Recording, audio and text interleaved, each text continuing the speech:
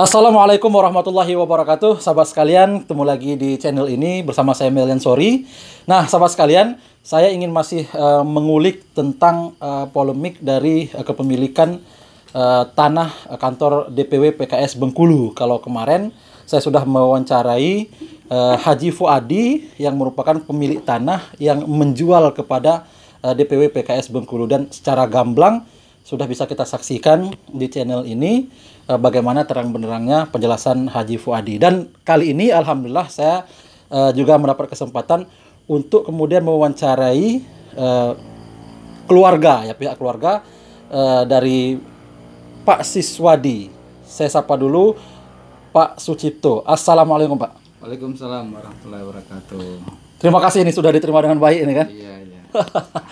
Nah, sahabat sekalian, kenapa ini penting? Karena Pak Sucipto ini adalah keluarganya dan juga pengurus dari PKS, ya. Kemarin sempat juga beliau sebagai ketua DPD PKS Benteng dan menjadi anggota DPD Benteng. Tentu banyak tahu terkait dengan PKS di Bengkulu, dan tentu karena beliau keluarga. Nah, pertanyaan pertama saya ke Pak Cipto adalah, ini keluarga dengan Pak Siswadi ini seperti apa? Biar publik tahu juga dulu. Ya, silakan.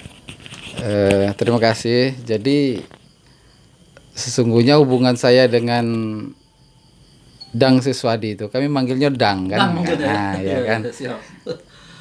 Karena beliau ini adalah suami dari kakak saya, yaitu Mbak Sri. Jadi hubungan sangat dekat sekali ke beliau itu, ya. Apalagi waktu itu beliau itu kan pengurus DPW PKS sebagai bendahara, ya kan? Sebagai bendahara. Saya sebagai waktu itu ketua DPD Bengkulu Tengah. Jadi hubungan itu tambah akrab lagi karena sering komunikasi gitu ya. Nah, cuman memang akhir-akhir ini tahun 2019 akhir kan beliau itu saya dapat dari media, beliau itu sudah hijrah ke Partai Gelora sebagai bendahara, ya. Jadi bendahara Gelora, ya sudah nggak apa. Bendahara DPW. Tapi kan komunikasinya ya tentu akan berkurang gitu kan. Sebagai partai baru tentu pengurus DPW Gelora termasuk beliau itu kan sibuk menyusun kepengurusan baru, rekrutmen, juga mungkin berkaitan dengan kebutuhan finansial yang cukup besar, ya. Jadi beliau sibuk. Tapi hubungan kekeluargaan tetap. Bukan tetap. Kalau hubungan hubungan tetap. Ya, dengan pengurus partai pun kita tetap juga kan, karena ya kita menganggap bahwa mereka itu kan di rumah baru, kita tetap di rumah lama.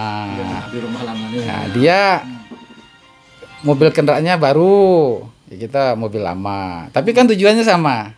Ya, tujuan sama, yaitu tujuan politiknya kan pada akhirnya kan untuk mensejahterakan masyarakat. Lah kalau tujuannya sama, kenapa harus kita ada konflik kan? Sama-sama fastabiqul khairat, membangun daerah kita seperti itu.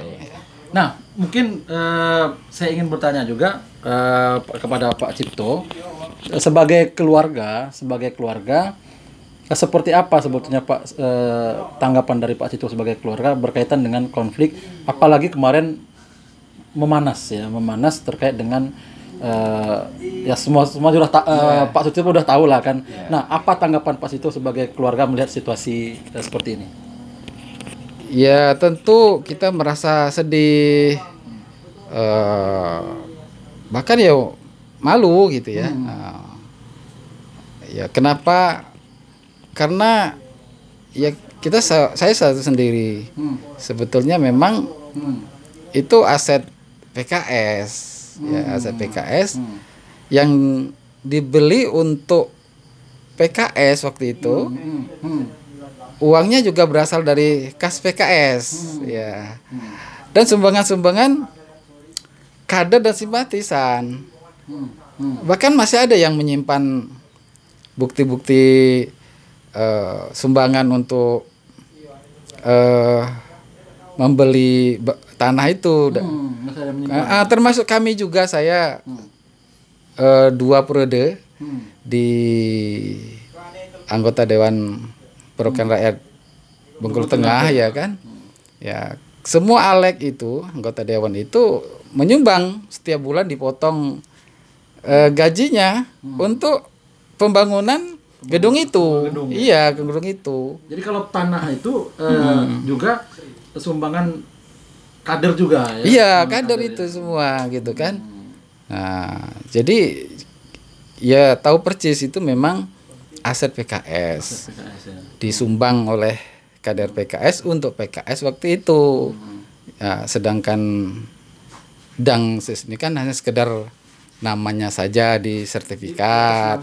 Iya. Dan itu hasil musyawarah ya. Iya, itu kan hasil musyawarah dan atas dasar saling percaya. Tidak mungkin ada ya pengkhianatan, kan, tidak ada kan, prasangka baik kan, itu suatu biasa di partai itu. Namanya orang lain tapi sebetulnya kepentingan bersama, kepentingan perjuangan bersama kan. Jadi ya memang itu betul-betul aset.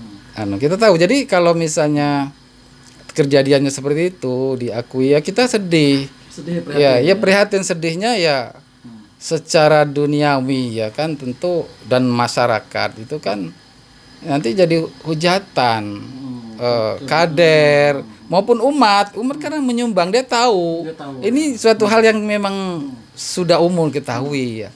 Lah secara akhiratnya itulah yang sedikit ya. Itu kan harus dipertanggungjawabkan di depan Allah Subhanahu wa taala. Sejengkal tanah pun kan di dalam hadis itu resikonya besar mengambil milik orang, apalagi ini kan gedung kemudian milik orang banyak ya, untuk kepentingan dakwah lagi kan.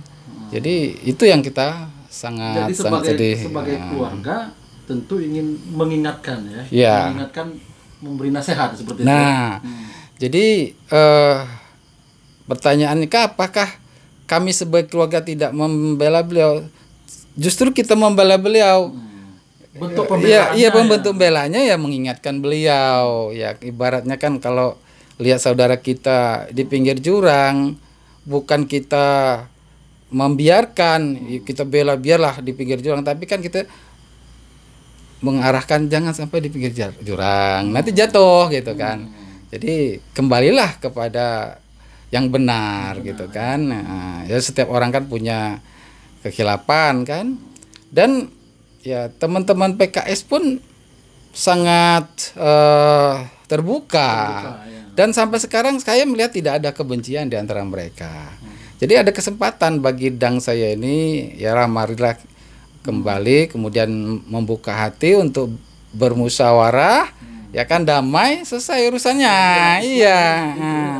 Ya untuk maaf terbuka kan, tidak ada. Jadi selesaikan dengan baik sebelum masalah ini kan, dan mudaratnya semakin besar. Ya, tidak ada manfaat bagi beliau itu kan, tidak ada.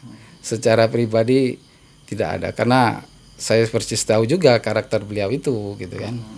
Ya, karakter beliau itu kan sederhana, beliau itu sederhana, lihatlah pakaiannya, rumahnya, kemudian kendaraannya sangat sederhana.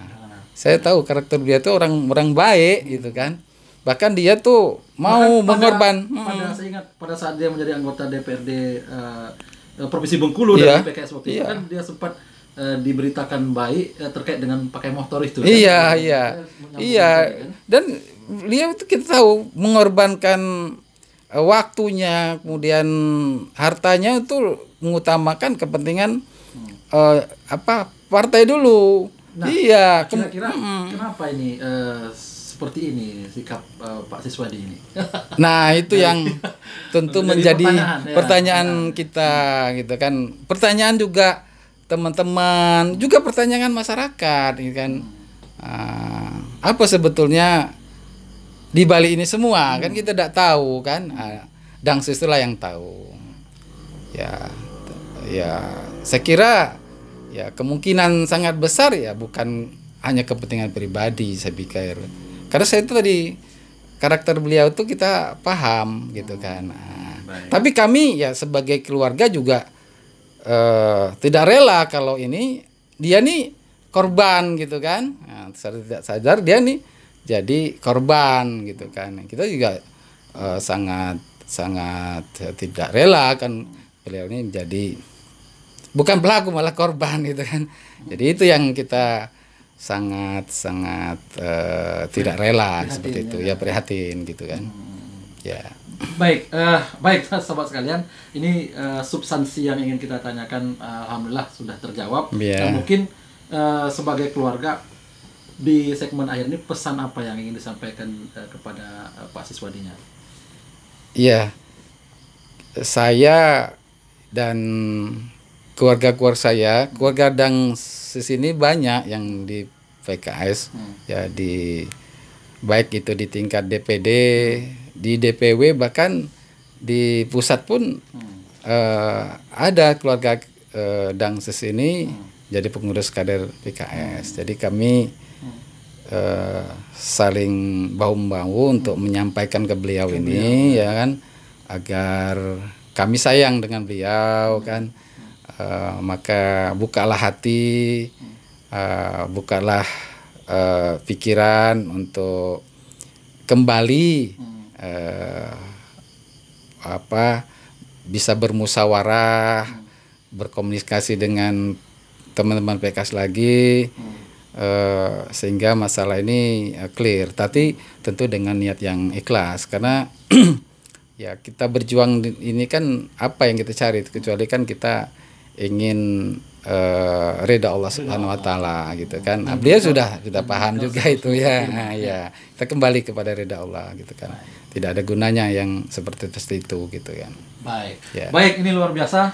Saya alhamdulillah bertemu dengan keluarganya Pak Siswadi kan, dan tadi sudah menyampaikan karena beliau di samping keluarga memang orang lama bergabung di PKS tahun 89. Iya, tahun 89. Kemudian saya ditugaskan, saya pindah ke Aceh, juga ketua DPD Aceh Tengah. Kemudian karena rusuh Aceh Tengah saya kembali ke Kota Bengkulu. Ya. Jadi waktu itu masih PK, jadi wakil ketua Pak Zakati, ketua PK. Kemudian menjadi PKS. Saya banyak ditugaskan di Bengkulu Tengah, sampai menjadi ketua DPD Bengkulu Tengah, dua periode 2010 sampai 2015, 2015 sampai 2020. Sekarang jadi Majelis Pertimbangan Partai DPD Bengkulu Tengah. Jadi sangat paham betul berkaitan dengan historis sejarah, termasuk sejarah tanah daripada yang sekarang menjadi kantor DPW PKS Provinsi Bengkulu. Terima kasih Pak Sucipto, mudah-mudahan selalu dalam berkah Allah Subhanahu wa taala. Amin. Dan terima kasih juga kepada sahabat sekalian yang kemudian mungkin nanti akan menonton, dan mudah-mudahan juga kita semua selalu dalam lindungan Allah Subhanahu wa taala. Amin. Assalamualaikum warahmatullahi wabarakatuh. Waalaikumsalam warahmatullahi wabarakatuh.